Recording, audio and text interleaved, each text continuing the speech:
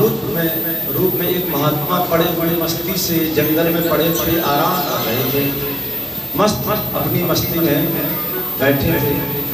प्रहलाद जी ने देखा कि ये कौन है महाराज, यहाँ इस जंगल में इनको ना कोई खाने की व्यवस्था ना कोई रहने की व्यवस्था, फिर भी इनका शरीर जो इतना हर्षपूर्ण कैसे है। पूछा महाराज कौन है आप? तो उन्होंने अपना परिचय दिया कि मैं दत्तात्रेय हूँ। अच्छा आप दत्तात्रेय हैं?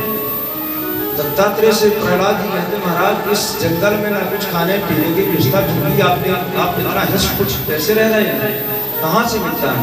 तो दत्तात्रेय जी कहते हैं प्रहलाद वैसे तो मेरे 24 गुरु हैं, परंतु उनमें से प्रमुख मेरे दो गुरु मेरे प्रमुख हैं। और दो गुरु कौन कौन से? तो दत्तात्रेय जी कहते हैं मधुकार महासर्पो लोकिस्मिन्नो गुरुत्तमो वैराग्यं परितोषञ्च प्राप्ता यच्छया। मधुकार महासर्पो, मधुकार कौन? अर्थात जो मधुमक्खियों से शहद निकालता है। मैंने उससे क्या सीखा? ये मेरे परम गुरु तो 24 हैं, परंतु उनमें भी विशेष करके दो गुरु हैं। मधुकार से क्या सीखा? मधुमक्खियों के रस निकालने वाले से क्या सीखा? बोले मधुमक्खी 15 दिन तक अपने छत्ते में रस इकट्ठा करती है और सोचती है कि जब इकट्ठा हो जाएगा तो मैं बढ़िया से हम पिएंगे उस रस को।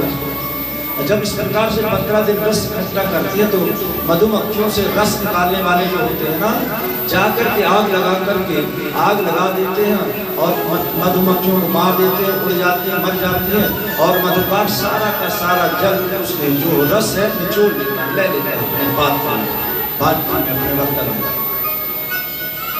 प्रहलाद जी से कहते हैं दत्तात्रेय जी कि मैंने मधुमक्खियों से उससे क्या सीखा कि महात्मा को कभी कुछ इकट्ठा नहीं करना चाहिए। और पश्यामि धनिनाम कीर्तिकेशम, मैंने देखा धनियों का दुख देखा है, धनिकों को कितना दुख होता है मैंने देखा। राजतस् चोरतस् शक्तुम, कभी राजा से भय होता है, कभी किसी से भय होता है कि आज इतना धन है पता नहीं कब जाकर के जांच वाले आ गए। आज हम देख ही रहे ना कि जगह जगह छापेमारी होती है और पता चलता है कि करोड़ों की संपत्ति इकट्ठी निकल आ रही है। अभी बंगाल में पता चला कि 18 करोड़ रुपए निकाला गया, वो भी किसके यहाँ से? एक बहुत बड़े अधिकारी के यहाँ से निकाला गया। तो किस मतलब का पैसा? दत्तात्रेय जी कहते हैं राजतस् चोरतस् शक्तुम, उस धन का क्या मतलब? जो हमेशा चिंता में व्यक्ति रहे, कभी राजा का है कभी शत्रु का है, इसलिए मैं धन के चक्र में नहीं पड़ता। और दूसरा मेरा गुरु कौन है? मधुकार महासर्प, सर्प मेरा महागुरु है। कौन सा सर्प? अजगर।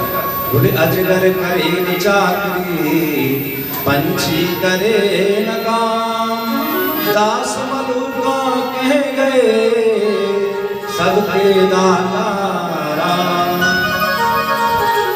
अजगर कभी किसी से कुछ मांगने नहीं जाता है, जंगल में मस्ती से पड़ा रहता है और जब मुख होता है तो इतना बड़ा मुख होता है कि उसके मुंह में चिड़िया अपने आप चली जाती है और मस्ती से खाता और मस्ती से पड़ा रहता है। प्रहलाद जी से दत्तात्रेय जी कहते हैं इसी प्रकार से मैं इस जंगल में पड़ा रहता हूँ, कभी कोई मुझे कुछ दे देता है तो प्रेम से पा लेता हूँ, नहीं तो भगवान का भजन करता हूँ और मुझे किसी की चिंता नहीं है राजा। और वहाँ से प्रणाम करके दत्तात्रेय जी को प्रहलाद जी वहाँ से आ जाते हैं।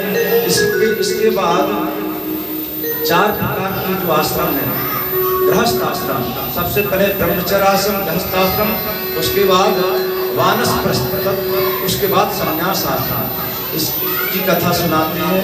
और नारद जी अपने पूर्व जन्म की कथा श्रवण कराते हैं। पूर्व जन्म में एक गंधर्व था और मुझसे थोड़ी सी गलती हो गई थी।